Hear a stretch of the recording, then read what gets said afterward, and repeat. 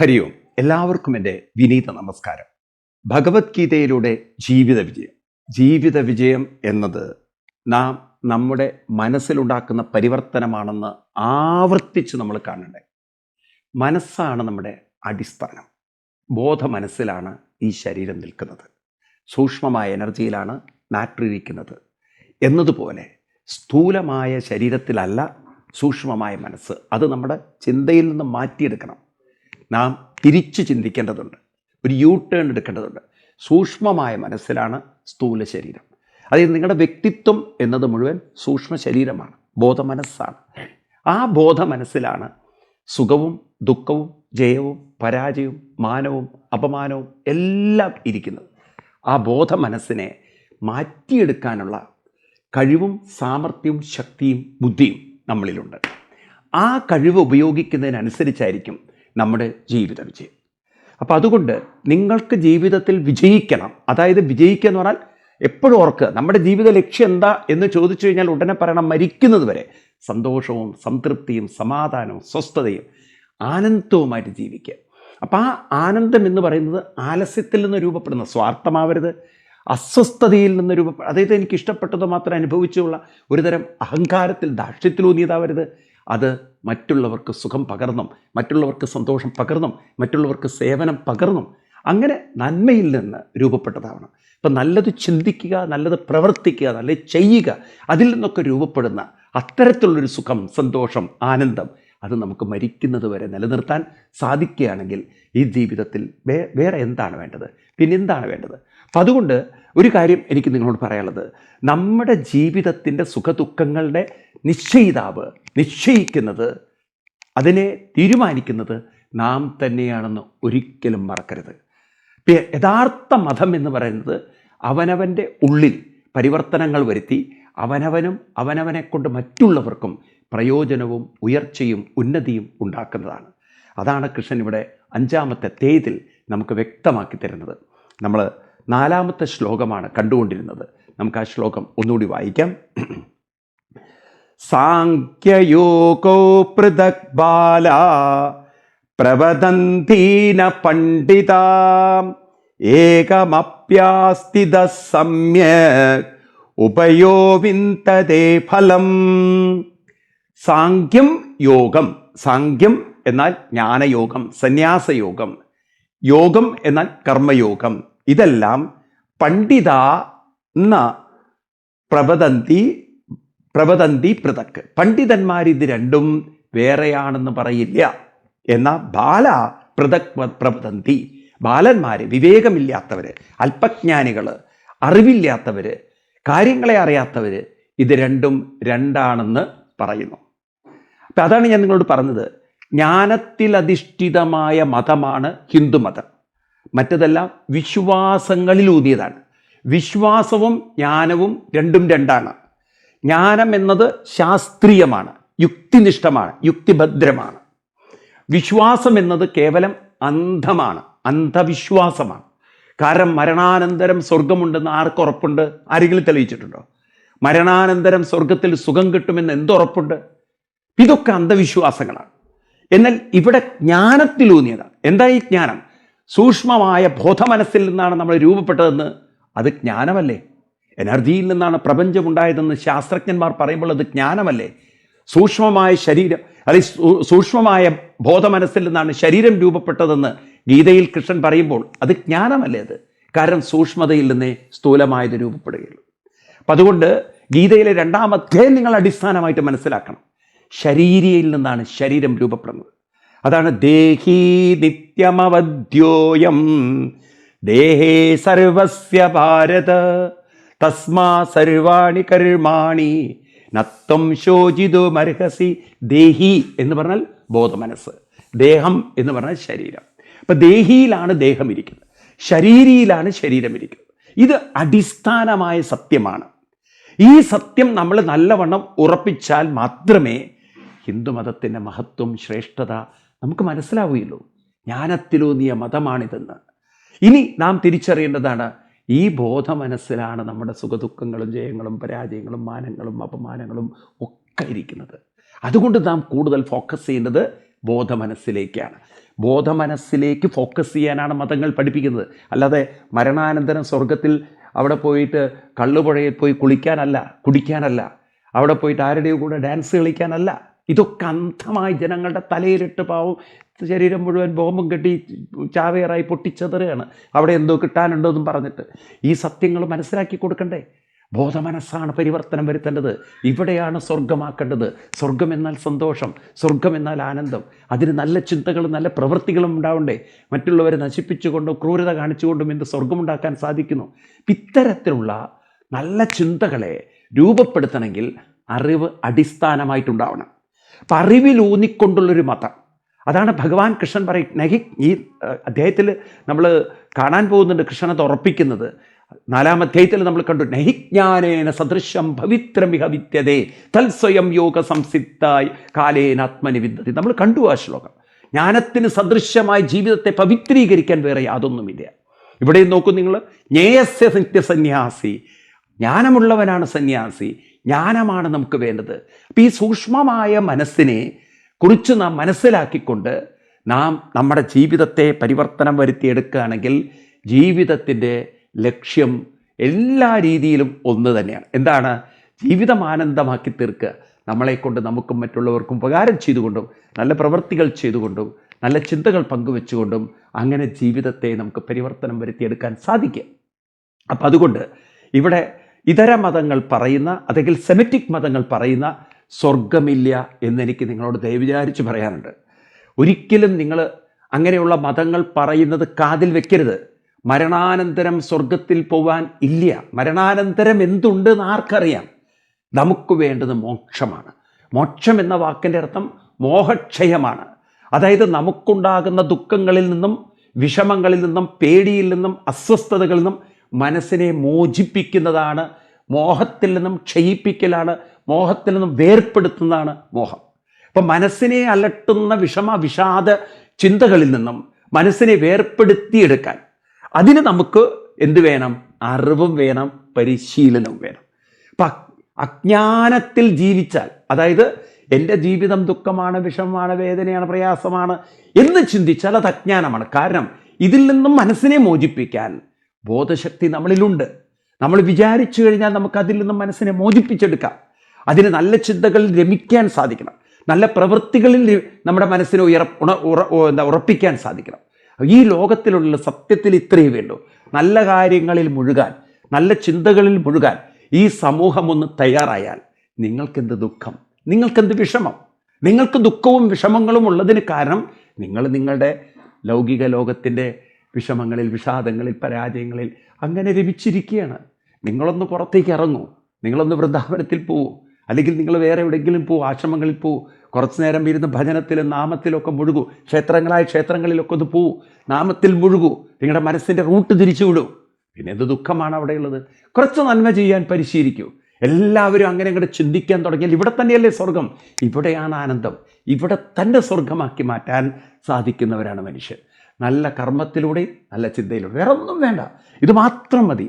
അങ്ങനെ നമുക്കൊരു ലോകത്തെ സൃഷ്ടിക്കാൻ സാധിച്ചാൽ മനുഷ്യൻ്റെ മനസ്സ് എന്താ പറയുക, ജീവിക്കുമ്പോഴും ആനന്ദം, മരിക്കുമ്പോഴും ആനന്ദം. അപ്പം മരണാനന്തരവും ആനന്ദം തന്നെ. അങ്ങനെ ഒരു ലോകം ഉണ്ടെങ്കിൽ ആനന്ദം തന്നെ. കാരണം എപ്പോഴും ആനന്ദത്തിൽ മനസ്സിനെ സ്വസ്ഥമാക്കി നിലനിർത്താൻ സാധിക്കുന്നവർക്ക് പിന്നെ വേറെ എന്തൊരു ദുഃഖമാണുള്ളത്? അപ്പം നോക്കൂ, ഈ ഒരു കാര്യം നമ്മൾ മനസ്സിലാക്കുക. ദുഃഖത്തെയും വിഷമങ്ങളെയും നമ്മൾ ഒരിക്കലും സത്യമാണെന്ന് കരുതി ജീവിക്കരുത്. വിഷമങ്ങളും ദുഃഖങ്ങളും ഒക്കെ നമ്മളെ വിഷലിപ്തമാക്കുന്നത് നാം അത് തന്നെ ആവർത്തിച്ച് ചിന്തിച്ച്, അത് തന്നെ സ്മരിച്ച്, അത് തന്നെ അയവിറക്കി അതിൽ തന്നെ ജീവിക്കുന്നുകൊണ്ടാണ്. നിങ്ങൾ ആ ട്രാക്കിൽ നിന്നും മനസ്സിനെ ഒന്ന് മാറ്റി നാമജപത്തിൻ്റെയോ സത്സംഗങ്ങളുടെയോ ആ തീർത്ഥയാത്രയിലേക്ക് നിങ്ങൾ തിരിച്ചു വിട്ടുനോക്കൂ. മനസ്സ് നല്ല ചിന്തകളിൽ മുഴുകുമ്പോൾ എങ്ങനെ ദുഃഖിക്കാൻ പറ്റും? കാരണം ദുഃഖം ഒരു ചിന്തയാണ്. നിങ്ങൾ നല്ലത് ചിന്തിക്കുമ്പോൾ വേണ്ടാത്ത ചിന്തിക്കാൻ സാധ്യമല്ല. അത്രയും ഇൻവോൾവ് ചെയ്യണമെന്ന് മാത്രം. അങ്ങനെ നിങ്ങൾ കർമ്മങ്ങളിൽ നല്ല രീതിയിൽ ഇടപഴകുകയാണെങ്കിൽ, ആരെങ്കിലും നല്ല കാര്യങ്ങൾ ചെയ്യുമ്പോൾ അവരുടെ കൂടെ അങ്ങനെ നല്ല സത്കർമ്മങ്ങളിലും നല്ല സത്ചിന്തകളിലും മനുഷ്യ മനസ്സ് വ്യാപൃതമാകും തോറും ക്രമേണ മനസ്സിനെ നമുക്ക് വേറൊരു സുഖത്തിൻ്റെ, അതായത് ആത്മസുഖത്തിൻ്റെ, ആത്മതൃപ്തിയുടെ ഒരു ലോകത്തിലേക്ക് അങ്ങനെ കൊണ്ടുപോകാൻ സാധിക്കും. ഇത് മനുഷ്യർക്ക് സാധിക്കുന്നത് കൊണ്ടാണ് ഗീത, കൃഷ്ണൻ ഇത്രയും നമ്മളോട് ഇൻസിസ്റ്റ് ചെയ്ത് പറയുന്നത് നിങ്ങൾക്ക് നിങ്ങളുടെ ജീവിതത്തെ പരിവർത്തനം വരുത്താൻ പറ്റുന്നത്. അപ്പം അതുകൊണ്ട് നമുക്ക് നേടിയെടുക്കണം. നമുക്ക് സാധിക്കുന്നതാണ്, നമുക്ക് ചെയ്യാൻ പറ്റുന്നതാണ്, നമുക്ക് നേടിയെടുക്കാൻ പറ്റുന്നതാണ്. അതുകൊണ്ട് ഇത് രണ്ടും വേറെയല്ല. ഒന്നുകൂടി ഞാൻ വ്യക്തമാക്കാം. സാഖ്യം എന്ന് പറയുന്നത് മനസ്സിൻ്റെ സമചിത്തത കൈവരിക്കാൻ ഒരിടത്തിരുന്ന് അല്ലെങ്കിൽ ധ്യാനനിരതരായിട്ടിരുന്ന് നിരന്തര വിചാരത്തിലൂടെ അങ്ങനെ മനസ്സിനെ മാറ്റിയെടുക്കാൻ സാധിക്കലാണ്.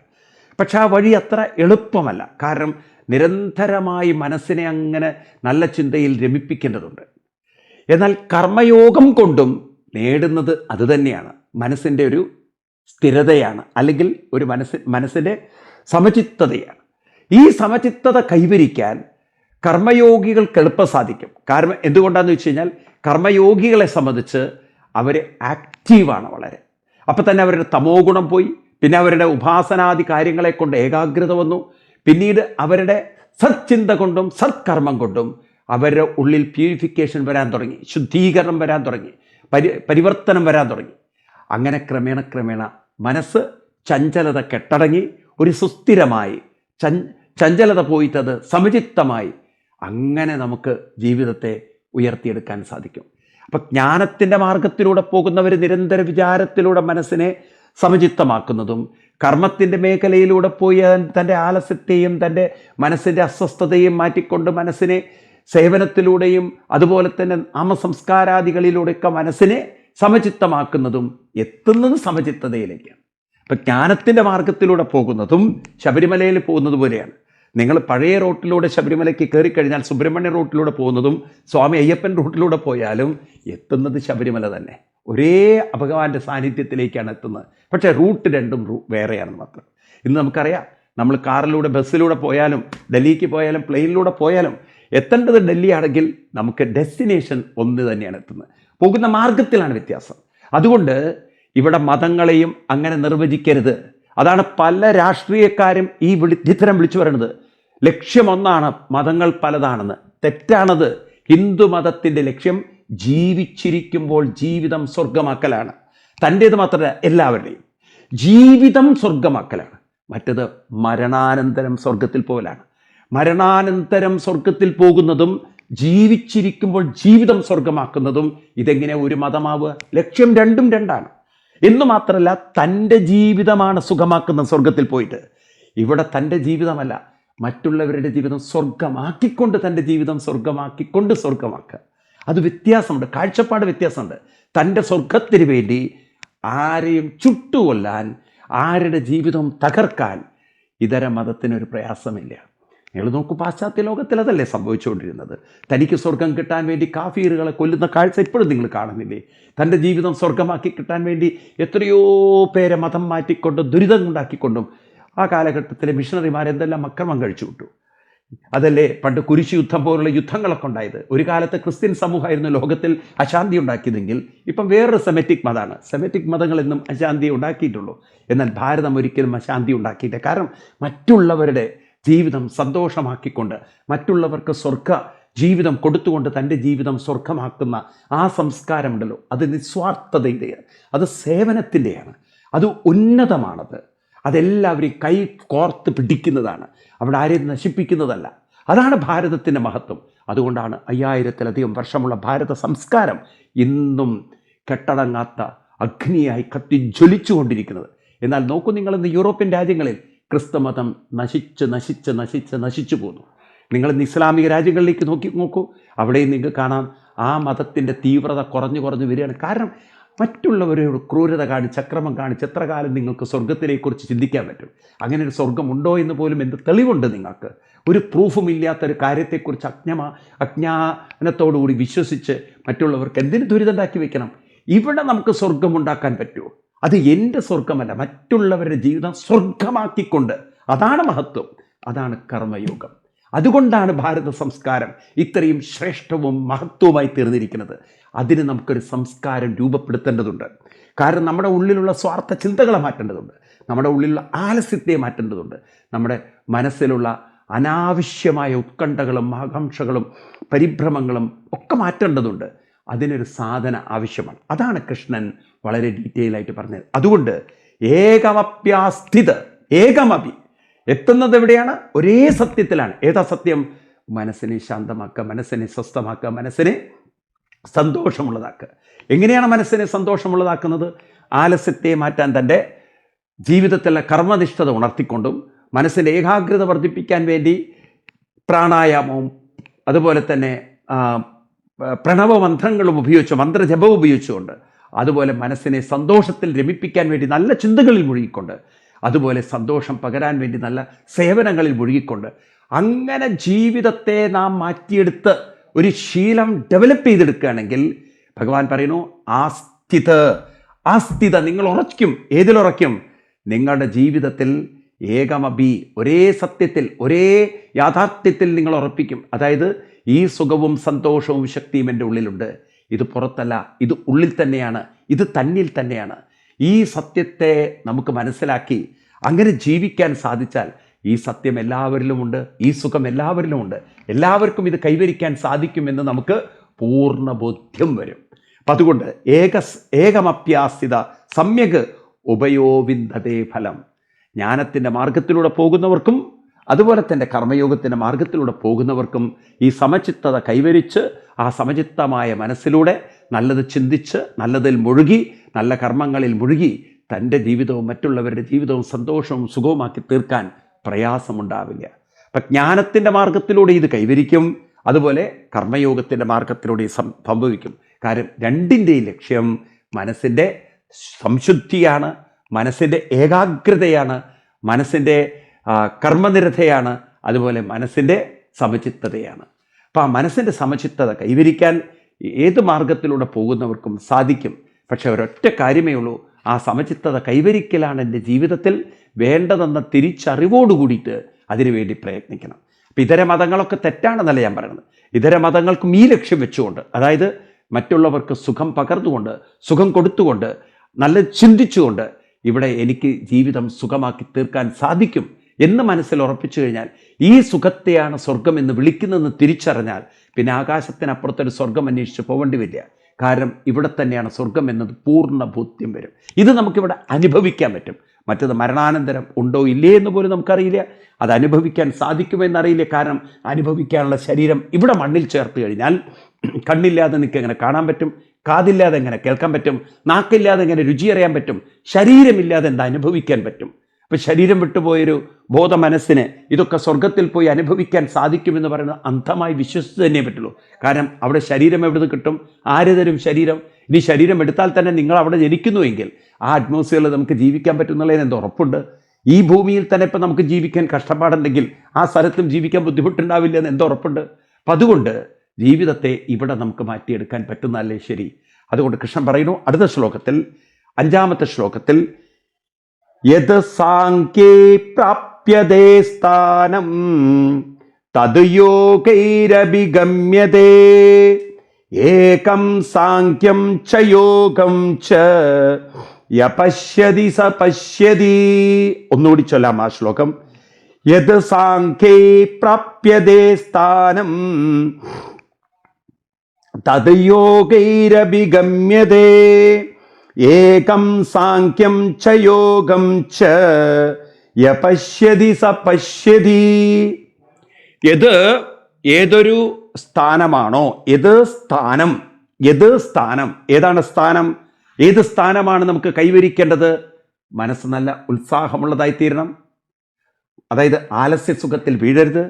മനസ്സിൻ്റെ അസ്വസ്ഥത, അശാന്തി അത് കളയാൻ പറ്റണം. അതായത് ഏകാഗ്രത ഉണ്ടാവണം.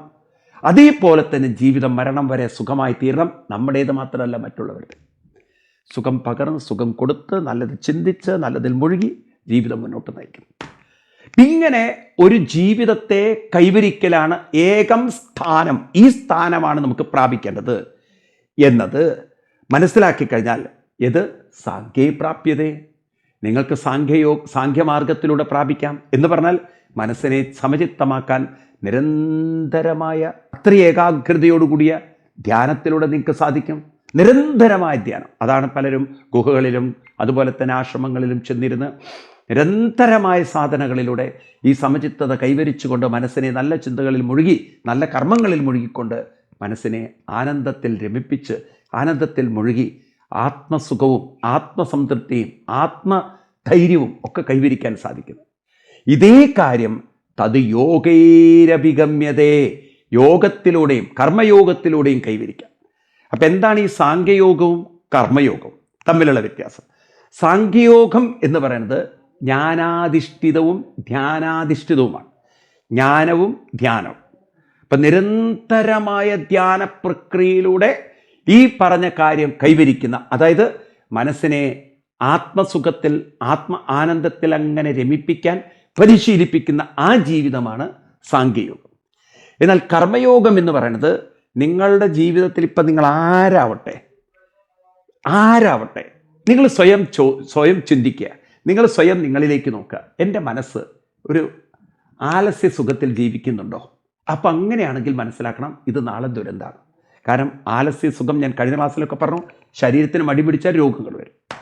കുറേ കഴിഞ്ഞാൽ പ്രതിരോധ ശക്തി നഷ്ടപ്പെട്ട് നമ്മൾ രോഗികളായി മാറും. അപ്പോൾ ഒരു ഏജായി കഴിഞ്ഞാൽ എന്നും രോഗമുള്ള ശരീരത്തിൻ്റെ ഉടമകളാണ്. അപ്പം അതുകൊണ്ട് ഇത് വേണം, നല്ല ബ്ലഡ് സർക്കുലേഷനും ഓക്സിജനും പ്രാണശക്തിയൊക്കെ ശരീരത്തിൽ കൂടെങ്കിൽ ചലനം വേണം, പ്രവൃത്തി വേണം. അപ്പം നമ്മൾ രാവിലെ നേരത്തെ എണീറ്റ് അമ്പലങ്ങളിലോ മറ്റോ പോയി കുറേ നേരം നടന്ന് ശരീരത്തിന് നല്ല ഒരു ഉന്മേഷവും ഉത്സാഹവും ഊർജ്ജവും കൊടുക്കുക. ഇനി രണ്ടാമത്തെ നമ്മൾ മനസ്സിലാക്കണം, മനസ്സ് ചഞ്ചലമാണ്, അസ്വസ്ഥമാണ്. മനസ്സ് വളരെയധികം വേണ്ടാത്ത കാര്യങ്ങളിലൊക്കെ അമിതമായ ഉത്കണ്ഠയും ആകാംക്ഷയും കാണിക്കുക. അതിന് നമുക്ക് ഏകാഗ്രത ഉണ്ടാക്കുന്ന സാധനം വേണം. അതാണ് നമ്മൾ പ്രാണായാമം, പ്രണവം എന്നൊക്കെ പറയുന്നത്. ഇനി മൂന്നാമത്താണ് നമ്മൾ പറയുന്നത്, നമുക്ക് നല്ല ചിന്തകളിൽ മുഴുകാൻ സാധിക്കുക. അപ്പം നമുക്ക് ജപം പോലുള്ള കാര്യങ്ങൾ, നല്ല പ്രവൃത്തികളിൽ നമുക്ക് സന്തോഷം കണ്ടെത്താൻ സാധിക്കുക, സേവനം പോലുള്ള കാര്യം.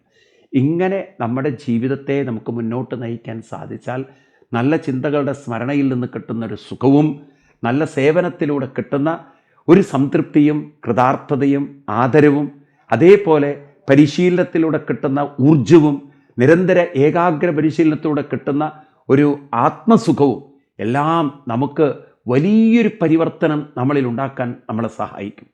അപ്പം അതുകൊണ്ട് ആ വ്യക്തികളെ സംബന്ധിച്ച് അവർക്ക് ഒരുപാട് ജീവിതത്തിൽ ഒരു കൂടുതൽ കൃതാർത്ഥതയും ധന്യതയും സംതൃപ്തിയും കൂടുതലായിരിക്കും. കാരണം അവർക്ക് മനസ്സിലായി ഇതാ ജീവിതം. ഈ കാര്യം കൈവരിക്കാൻ സാംഖ്യയോഗത്തിലൂടെയും പറ്റും, കർമ്മയോഗത്തിലൂടെയും പറ്റും. അതുകൊണ്ട് ഏകം സാംഖ്യം ച യോഗം, സാംഖ്യവും യോഗവും ഏകം, ഒരേ സത്യത്തിലേക്കാണ് നമ്മളെ വഴി കാണിക്കുന്നതെന്ന് യപശ്യതി സപശ്യതി. ആരാണോ ശരിക്കും മനസ്സിലാക്കിക്കൊണ്ട്, ആരാണോ ഇത് ശരിക്കും ധരിച്ചുകൊണ്ട് ഉൾക്കൊണ്ടുകൊണ്ട് പരിശീലിക്കുന്നത്, അവർക്ക് ഈ സത്യം ഇവിടെ തന്നെ ബോധ്യം വരും, ഇവിടെ തന്നെ അവർക്കത് കൺവിക്ഷനാവും. അപ്പം അതുകൊണ്ട് നമ്മൾ മനസ്സിലാക്കുക, ഈ ജീവിതം തന്നെ നമുക്കൊരു വ്യത്യസ്ത വ്യക്തിത്വമാക്കി മാറ്റാം. നിങ്ങളാരും വിചാരിക്കരുത് ദൈവം ഇങ്ങനെ സൃഷ്ടിച്ചു, ദൈവം ഞങ്ങൾക്ക് ഇങ്ങനെ തന്നു, ദൈവം അങ്ങനെ ചിന്തിക്കുകയും ചെയ്യരുത്. വേണ്ടതൊരു കൃത്യനിഷ്ഠ നിങ്ങൾക്കുണ്ടോ, ചില അനുഷ്ഠാനങ്ങൾ നിങ്ങൾക്കുണ്ടോ, നല്ലത് ചിന്തിക്കാൻ തയ്യാറുണ്ടോ, നല്ലത് ചെയ്യാൻ തയ്യാറുണ്ടോ, പരിവർത്തനം മാറ്റിയെടുക്കാം. നിങ്ങളുടെ വ്യക്തിത്വം മാറി, നിങ്ങളുടെ മനസ്സ് മാറി, ഇന്ന് മാറില്ല, നാളെയും മാറില്ല. ഇവഞ്ച്വലി ക്രമേണ കാലം കൊണ്ട് മനസ്സിൽ വലിയ മാറ്റം വരും. അപ്പം നമുക്ക് മാറ്റം വരുത്താൻ സാധിക്കുന്ന ഒരു മനസ്സ് നമുക്ക് കിട്ടിയിട്ട് എന്തിന് നാം ഇങ്ങനെ ദുഃഖിക്കണം, വിഷമിക്കണം, എന്തിന് കാത്തിരിക്കണം, എന്തുകൊണ്ട് ജീവിതത്തിൽ മാറ്റം വരുത്തിക്കൂടാ? അങ്ങനെ മാറ്റം വരുത്താൻ സാധിക്കുന്ന, നോക്കൂ നിങ്ങൾ, നമുക്ക് തന്നെ മാറ്റം വരുത്താൻ സാധിക്കുന്ന ഒരു കാര്യം കയ്യിലെടുത്തിട്ട് ആരും എന്നെ സഹായിക്കാനില്ല, ആരും എൻ്റെ ജീവിതത്തിൽ എനിക്കില്ല, ആരും എന്നോടൊന്നും അങ്ങനെ കരഞ്ഞിരിക്കേണ്ട കാര്യം എന്തുണ്ട്? യു ക്യാൻ ചേഞ്ച്, നമുക്ക് മാറ്റാം. അതാണ് ഇവിടെ കൃഷ്ണൻ ഉറപ്പ് തരുന്നത്.